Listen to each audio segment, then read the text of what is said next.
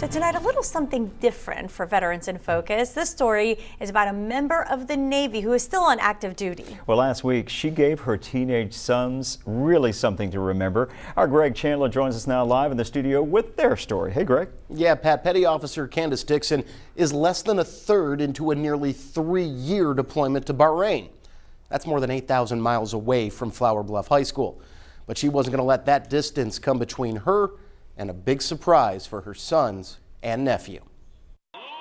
It's the best day of my life. How could it not be? Petty Officer Candace Dixon surprising her sons before the biggest game of the year. I wanted to surprise them. But keeping the homecoming a secret wasn't easy. You can unmute. It also took 3 months of planning. The week prior, I reached out to the kids and I told them I was going to be on a mission. I would not be able to talk to them for at least 30 to 45 days.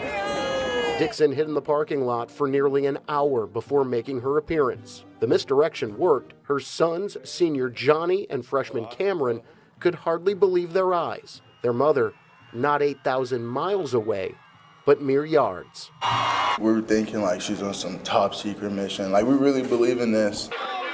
Their cousin, Carlos Sladen, Candace's nephew, also surprised by the sight of his aunt. It hit and I was like, wait, that's my auntie right there. That's when I ran. The boys knew family was coming to the game, the last of the regular season, just not Candace, who's 10 months into a 33-month deployment. That means missing lots of memorable moments. If I could be here, I would, but due to my commitment to the Navy, I have to be gone. That separation made more difficult with the sudden passing of Dakari Jennings October 20th. Johnny and Carlos both described Jennings as a second mother. It was just something that totally just hit us. Like, she comes back from her bucket list vacation and then the next day she's gone. Like, no one expected that. During the memorial, I was like, wish my mom was here.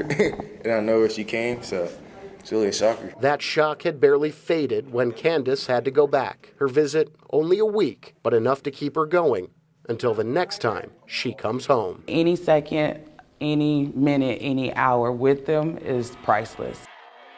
Absolutely is. And Candace says she expects to be back for graduation when Johnny and Carlos walk the stage next spring.